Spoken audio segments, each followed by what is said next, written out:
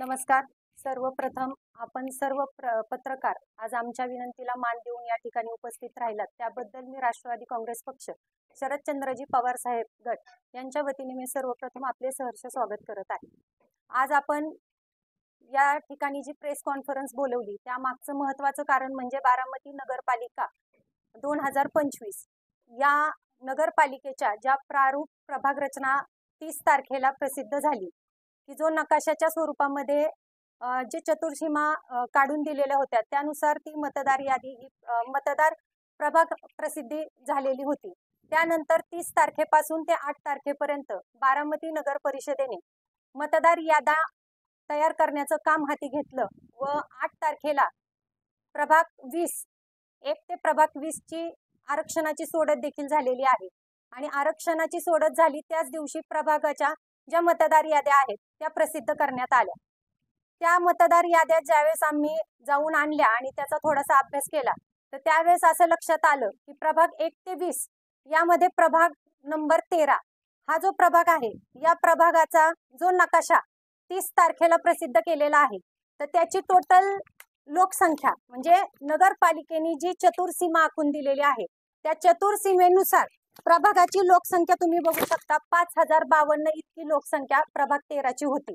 परंतु काल जो 8 तारखेला प्रभागाच्या मतदार याद्या प्रसिद्ध केल्या तर त्यावेळेस प्रभागाची मतदार यादीची जी संख्या आहे ही 2193 इतके फक्त मतदार हे प्रभाग 13 मध्ये घेतलेले आहेत व उर्वरित जे मतदार आहेत 2859 हे जे मतदार आहेत ते प्रभाग 12 प्रभाग 14 व प्रभाग 13 या प्रभागामध्ये ज्या की त्यांचा चतुर्सीमेशी काही संबंध नाहीये ते स्वतः त्या प्रभागातले स्थानिक रहिवासी नाहीयेत त्यांचा कोणत्याही पद्धतीचा समावेश नसताना जाणीवपूर्वक एक ठरवून केलेला हा प्री प्लॅनिंग आहे आणि याविषयी आम्ही काल दिनांक 10 रोजी या सर्व विषयाच्या संदर्भामध्ये बारामती नगरपालिकेमध्ये आम्ही त्यानुसार हरकती घेतलेल्या आहे. ज्या दिवशी प्रभाग रचनेचा नकाशा प्रसिद्ध झाला त्यावरही बऱ्याच जणांनी हरकती घेतल्या पण नगरपालिकेने म्हणेल अशा पद्धतीने त्यांना प्रतिसाद हा दिलेला नव्हता. त्यामुळे आज आम्हाला ही प्रेस कॉन्फरन्स घेण्याची वेळ आलेली आहे. आता प्रभाग 13चं तुम्ही पाहिलेलं आहे की किती मतदान डिवाइड झालेलं आहे. आता प्रभाग 14 हा ज्यावेळेस 30 तारखेला प्रभाग 14 ची प्रसिद्धी झाली त्यावेळेस प्रभाग 14चं मतदान होतं 5219 आणि ज्यावेळेस त्या प्रभागाची मतदार यादी प्रसिद्धी झाली त्याची लोकसंख्या आहे 5530 म्हणजे 311चा जो आकडा आहे तो 311चा आकडा हा प्रभाग 13 मधील प्रभाग 14 मध्ये वाढवण्यात आलेला आहे. त्यानंतर प्रभाग 12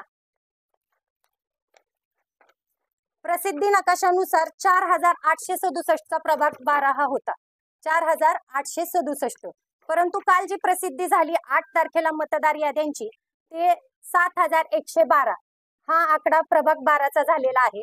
म्हणजे प्रभाग 12 मध्ये टोटल 2245 हे मतदार हे प्रभाग 13 मध्ये प्रभाग 12चे घेण्यात आलेले आहे. हे जाणीवपूर्वक त्यांनी हे सगळं षडयंत्र केलेलं आहे. आणि त्यानंतर प्रभाग 15 मध्ये 100 ते 125 मतदान हे प्रभाग 13चं त्याच्यामध्ये त्यांनी वाढवलेलं आहे आणि प्रभाग 13 मध्ये जे उर्वरित 2193 जे मतदान ठेवलेलं आहे त्या मतदानामध्ये देखील त्यांनी इतर प्रभागाचे ज्याचा चतुर्सीमेशी संबंध नाहीये ज्याचा प्रभाग 13शी संबंध नाहीये अशा प्रभागातील लोक हे प्रभाग 13 मध्ये त्यांनी जाणून बुजून त्यांनी ती नावं त्याच्यामध्ये केलेली आहेत. पूर्ण प्रभागांचा जर अभ्यास केला 1 ते 20 प्रभागाचा जर आपण अभ्यास केला तर प्रभाग 13 एकमेव प्रभाग 13 असा आहे की त्या प्रभागामध्ये 300 ते 400 मतदान हे फक्त त्या प्रभागाचं ठेवलेलं आहे. उर्वरित सगळं मतदान हे बाहेरचं आपल्या प्रभाग 13ला टाकले आणि 13चं बाहेर इतर प्रभागामध्ये केलेलं आहे. सांगायचं मला आश्चर्य वाटतंय की माझ्या स्वतःच्या घरातील 37 मतं ही शेंडगे कुटुंबियांची आहेत. ही शेंडगे कुटुंबीय हे राहणारे डॉक्टर बाबासाहेब आंबेडकर वसाहत मधले आहेत परंतु डॉक्टर बाबासाहेब आंबेडकर वसाहत ही प्रभाग 13 मध्ये या नकाशानुसार डॉक्टर बाबासाहेब आंबेडकर वसाहत या ठिकाणी डॉक्टर बाबासाहेब आंबेडकर वसाहत आहे परंतु त्या डॉक्टर बाबासाहेब आंबेडकर वसाहतीचे वर्गीकरण हे त्यांनी प्रभाग 12, प्रभाग 13, प्रभाग 14 आणि प्रभाग 15 मध्ये केलेलं आहे. माझ्या सख्या भावाचं मतदान देखील माझ्या भागामध्ये नाही. असंच पवार बंगल्याच्या पाठीमागची जी बाजू आहे ती काही इतकी मोठी पवार बंगल्याच्या पाठीमागची बाजू नाहीये, तरी देखील त्याचंही डिवायडेशन हे 4 भागामध्ये केलेलं आहे. तुम्ही पाहायला गेलं तर या ठिकाणी तुम्हाला या सगळ्या गोष्टीची माहिती मिळेल. हा आहे प्रभाग 12. प्रभाग 12 मध्ये तावरे बंगला येतोय, म्हणजे येत नाही तरी प्रभाग 12 मध्ये त्यांनी तावरे बंगला केलेला आहे. प्रभाग 13 मध्ये तावरे बंगला आहे, प्रभाग 14 मध्ये तावरे बंगला आहे. तसाच डॉक्टर बाबासाहेब आंबेडकर असेल, पवार बंगल्याची पिछाडी असेल, हंबीर बोळ असेल, त्यानंतर चंद्रमणी नगर असेल. चंद्रमणी नगरचं जर तुम्हाला सांगायला गेलं तर चंद्रमणी नगरचं टोटल मतदान हे आमचं 1145 मतदान हे चंद्रमणी नगरचं आहे. परंतु तिथे फक्त 400 ते 500 मतदान हे फक्त चंद्रमणी नगरचं घेतलेलं आहे. बाकीचा सगळा भाग बाकीच्या इतर प्रभागामध्ये मतदारांना वळवण्यात आलेले आहे. म्हणजे माझ्या घरातले माझे नातेवाईक असतील, इव्हन जे आमचे पोलिंग एजंट आहेत त्यांची देखील जाणीवपूर्वक इतर भागामध्ये त्यांची नावं देण्यात आलेली आहे. म्हणजे हे जाणून बुजून केलेलं षडयंत्र आहे. मला वाटतं की त्यांना बहुतेक पराभवाची भीती असावी यासाठी त्यांनी केलेले हे षडयंत्र आहे. आणि आणखी निवडणुका आपल्या लागायच्या आहेत, अजून त्याचा कार्यक्रमही जाहीर झाला नाही, तरी देखील तुम्ही जर अशा गलिच्छ पद्धतीचं जर राजकारण तुम्ही करत असाल तर या राजकारणाला काहीच अर्थ नाही. आदरणीय पवार साहेब असतील, आदरणीय सुप्रियाताई असतील, योगेंद्र दादा असतील, रोहित दादा असतील, यांच्या मार्गदर्शनाखाली व नेतृत्वाखाली आम्ही येणाऱ्या निवडणुका लढवणार आहोत. परंतु आमच्या नेत्याचं नेहमी सांगणं आम्हाला असतं की आपण गलिच्छ पद्धतीचं राजकारण कधी करायचं नाही. शाहू फुले आंबेडकरांच्या विचाराने आपण पुढे चालायचं आणि पारदर्शकपणा हा आपल्या पूर्ण नियोजनामध्ये असला पाहिजे. परंतु आत्ताचं जे राजकारण जे चालू आहे, जाणून बुजून नगरपालिका या गोष्टी करत आहे, याचं खरोखर आम्हाला वाईट वाटतं की तुम्ही इतक्या खालच्या पातळीवरती जाऊन एखाद्या महिलेच्या आणि तिथं एससी महिला आरक्षण पडलेलं आहे. मग एससी महिला आरक्षण पडलेलं असताना जर तुम्हाला इतकी सगळी यंत्रणा प्रभाग 13 साठी लावावं लागत असेल तर खरोखर इथंच आमचा विजय आहे. त्यानंतर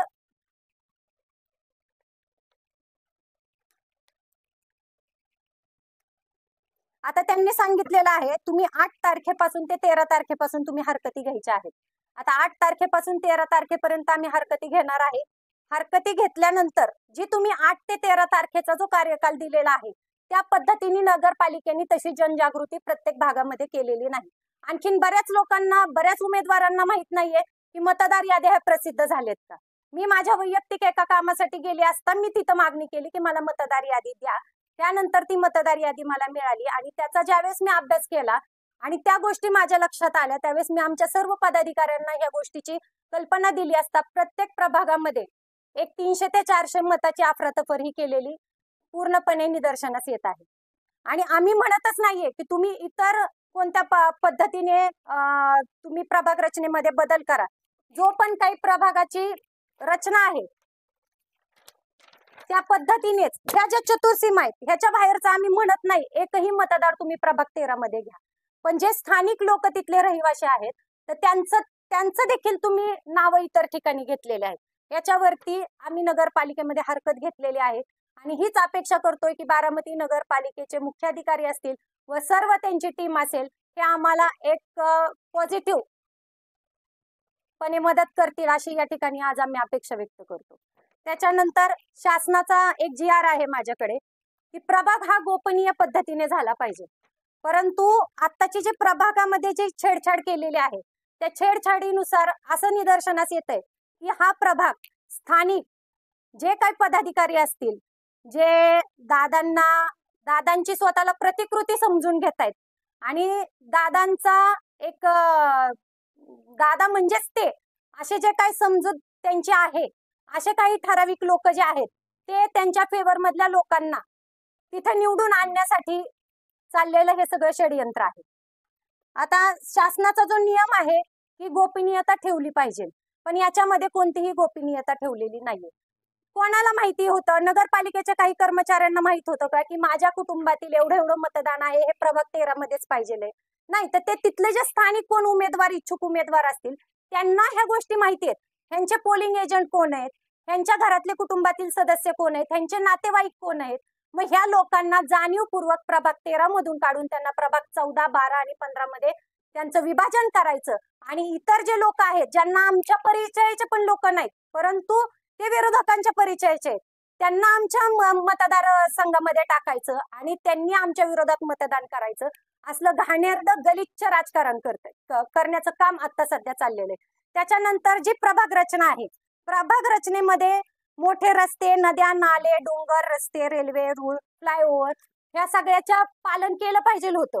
याच्यावरती बऱ्याच पत्रकारांनी मतदारांनी पुन्हा जे उमेदवार आहेत त्या सर्व उमेदवारांनी याच्यावरती हरकती घेतल्या पण म्हणाल असा त्यांना प्रतिसाद मिळालेला नाही. त्याच्यानंतरचा जो दुसरा नियम आहे ह्याच्यातला की अनुसूचित जाती जमातीचे जे गट आहेत म्हणजे जे प्रभाग आहेत ते प्रभाग फोडायचे नाहीत.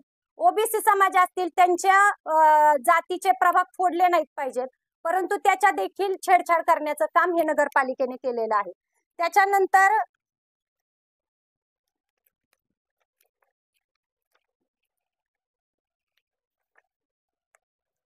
अशा पद्धतीने नगरपालिकेने पूर्ण शासनाच्या GRचा आदेशाचा देखील पालन न करता त्यांनी ठराविक एका पक्षाचं ठराविक एका गटाचं पूर्णपणे त्यांना साजेल त्यांना ज्या पद्धतीने हवं आहे त्या पद्धतीने मतदार प्रभाग रचना केलेली आहे त्याचा मी या ठिकाणी जाहीर असा निषेध करते. आणि आणखीन आता हरकत घेतलेली आहे बघू 13 तारखेपर्यंत याच्यामध्ये काही बदल करतायत का आणि बदल हे केले पाहिजे. जर 5,000चा जो प्रभाग असेल आणि त्यात जर 3,500 ते 4,000 मताची जर घोटाळा निघत असेल तर नक्की नगरपालिकेने यामध्ये लक्ष घालणं खूप गरजेचं आहे आणि जोपर्यंत हा बदल होत नाही तोपर्यंत आम्ही शांत बसणार नाही. धन्यवाद.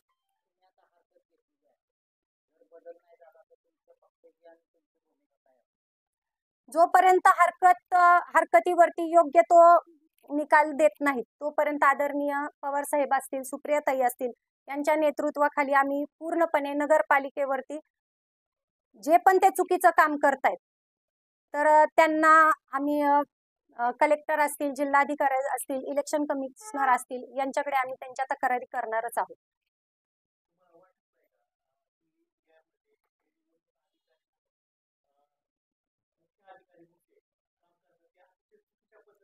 100% केला.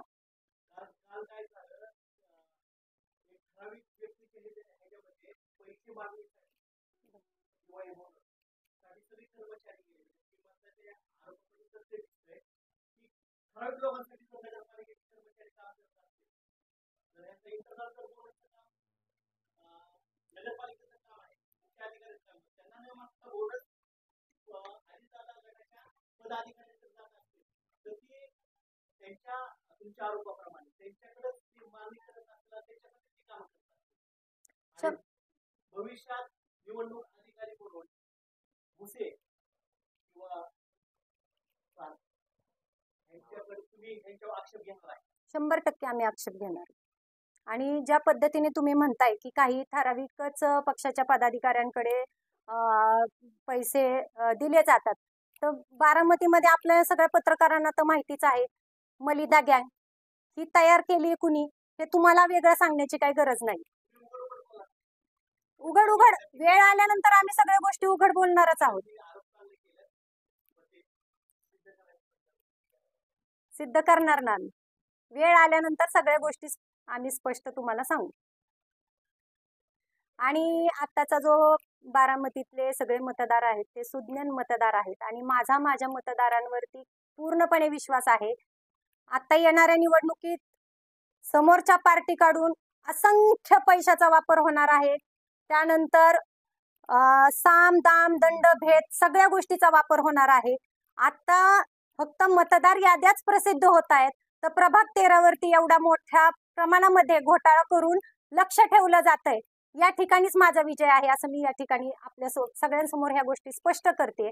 आणि मतदारांना सगळ्या गोष्टी समजतायत त्यामुळे येणाऱ्या निवडणुकीमध्ये मतदार जे आहेत ते त्यांचं जे काय म्हणणं आहे ते मताच्या स्वरूपामध्ये नक्कीच ते दाखवून देतील.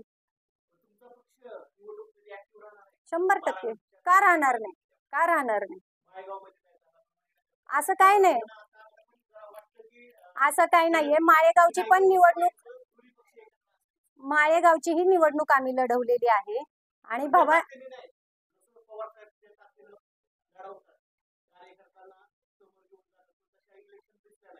नाही नाही लढवणार आहे आणि पूर्ण ताकदीनेच लढवणार आहे. कोणतीच निवडणूक ही साधी नसते, त्याला पूर्णतः ताकदीने उतरावं लागतं.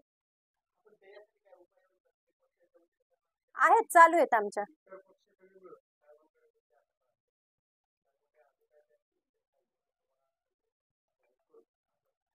असं तर माझ्या काही कानावरती आलेलं नाहीये.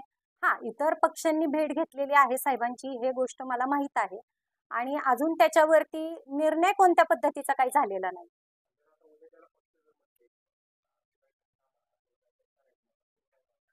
शेवट पवार साहेबांचा जो निर्णय असेल तो आम्हाला मान्य असेल.